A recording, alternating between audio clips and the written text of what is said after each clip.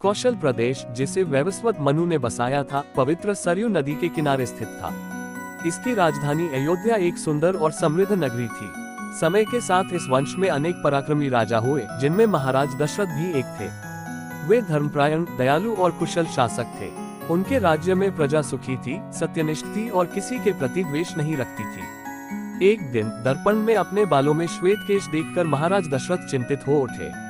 उन्होंने सोचा कि उनका यौवन समाप्त होने को है, लेकिन वे अब तक निसंतान हैं। उत्तराधिकारी के बिना राज्य का भविष्य क्या होगा?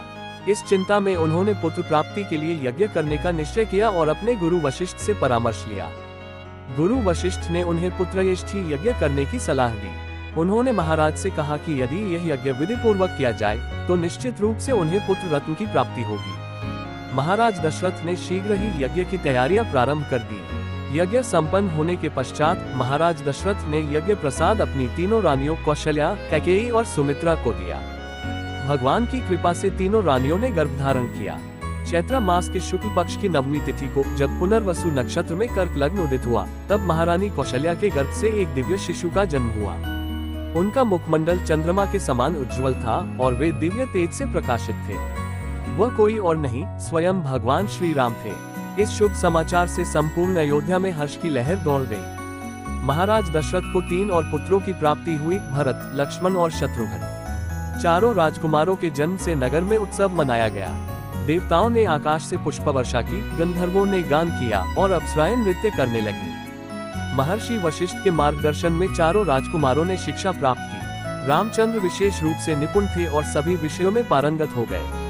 वे अत्यंत विनम्र, आज्ञाकारी और शस्त्र विद्या में अद्वितीय थे। लक्ष्मण को राम से अत्यधिक स्नेह था, जबकि शत्रुघ्न भरत के प्रिय थे। चारों भाइयों के बीच अपार प्रेम था। एक दिन महर्षि विश्वामित्र राजा दशरथ के दरबार में पधारे। राजा ने उनका भव्य स्वागत किया और उनके आने का उद्देश्य पूछा। महर्षि विश्वामित्र ने बताया कि वे एक यज्ञ कर रहे हैं, लेकिन राक्षस मारीच और सुबाहु बार बार उसमें विघ्न डाल रहे हैं।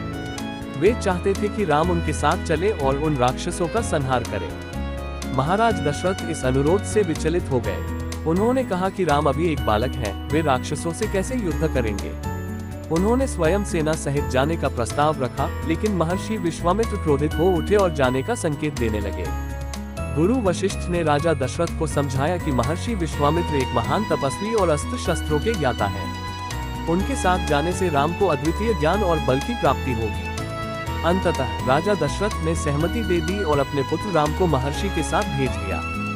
राम अकेले नहीं गए, उनके साथ उनके प्रिय भाई लक्ष्मण भी थे। दोनों राजकुमार धनुष बाण लिए महर्षि विश्वामित्र के पीछे पीछे चल पड़े। वे ऐसे प्रतीत हो रहे थे जैसे स्वयं वीरता ने शरीर धारण कर लिया हो। सरयू नदी के तट पर पहुंचकर महर्षि ने उन्हें विशेष विद्याओं का उपदेश दिया। इन विद्याओं से उन्होंने भूख प्यास पर विजय पाने की शक्ति, अदृश्य होने की कला और दिव्य अस्त्रों की जानकारी प्राप्त की। अब राम और लक्ष्मण पूरी तरह तैयार थे। आगे उनका सामना होने वाला था उन राक्षसों से, जिनका अंत करने के लिए स्वयं भगवान ने इस पृथ्वी पर अवतार लिया था।